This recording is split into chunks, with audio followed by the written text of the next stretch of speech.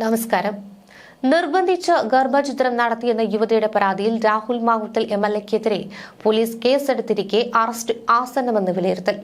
ജാമ്യമില്ലാ വകുപ്പ് അനുസരിച്ചാണ് കേസ്. 10 വർഷം മുതൽ ജീവപര്യന്തം വരെ ശിക്ഷ ലഭിക്കാവുന്ന വകുപ്പുകളാണ് ചുമത്തിയിരിക്കുന്നതെന്ന് പോലീസ് പറയുന്നു. രാഹുൽ MLA ആയതിനാൽ അറസ്റ്റുണ്ടായാൽ ചില നടപടിക്രമങ്ങളുണ്ട്. നിയമസഭ സമ്മേളിക്കുന്ന സമയത്താണെങ്കിലും MLA അറസ്റ്റ് ചെയ്യുന്നതിന് സ്പീക്കറുടെ അനുമതി ആവശ്യമില്ല.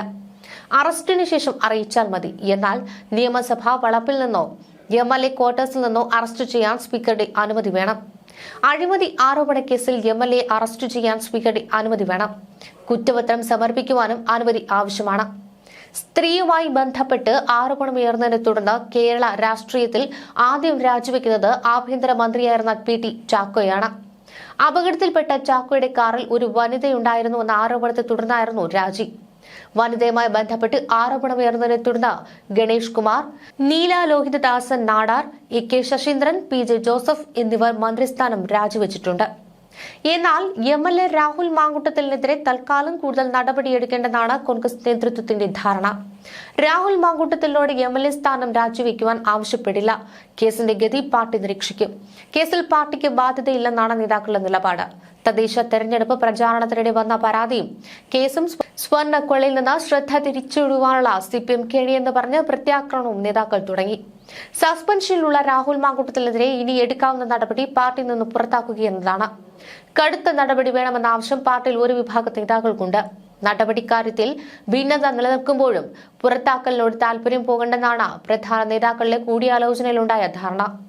പരാതി നൽകിയ രീതിയും തുടർന്നുള്ള സംഭവ വികാസങ്ങളും കേരളത്തിന്റെ ചുമതലയുള്ള AICC general secretary Deepa Das Munshi ഹൈക്കമാൻഡിനെ അറിയിച്ചിട്ടുണ്ട്. തുടർ നടപടി വേണോ എന്ന തീരുമാനം ഹൈക്കമാൻഡ് ഇപ്പോൾ KPCCക്ക് വിടുകയാണ്. പരാതി വന്നയുടനെ നടപടിയെടുക്കേണ്ടെന്നും കേസിന്റെയും അന്വേഷണത്തിന്റെയും പോക്ക് എങ്ങനെയെന്ന് നോക്കി തീരുമാനിക്കുമെന്നുമാണ് ധാരണ. കേസിനെ പ്രതിരോധിക്കേണ്ട ബാധ്യത രാഹുലിന് മാത്രമെന്നാണ് നേതാക്കളുടെ പക്ഷം. ആരോപണം വന്നപ്പോഴേ സസ്പെൻഡ് ചെയ്തില്ലായിരുന്നുവെങ്കിൽ എന്താകുമായിരുന്നു സ്ഥിതിയെന്ന് സതീശൻ അനുകൂലികളുടെ ചോദ്യം.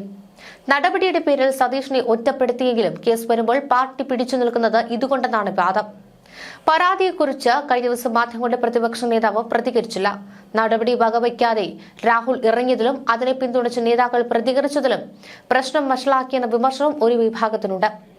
ബാധ്യതയില്ലെന്ന് പറഞ്ഞൊഴിയുമ്പോഴും കൈപ്പത്തി ചിഹ്നത്തിൽ ജയിച്ച MLA-ക്കെതിരായ കേസ് പാർട്ടിയെ പ്രതിരോധത്തിലാക്കുന്നുണ്ട്. ഇതിനെ മറികടക്കുവാൻ പ്രത്യാക്രമണമാണ് വഴിയെന്ന അഭിപ്രായം കൂടിയാലോചനയിലുണ്ടായി. പരാതി കൊടുത്ത സമയവും രീതിയും പറഞ്ഞ് പിന്നിൽ CPM ഗൂഢാലോചനയുണ്ടെന്ന് ആരോപിക്കുകയാണ് നേതാക്കൾ.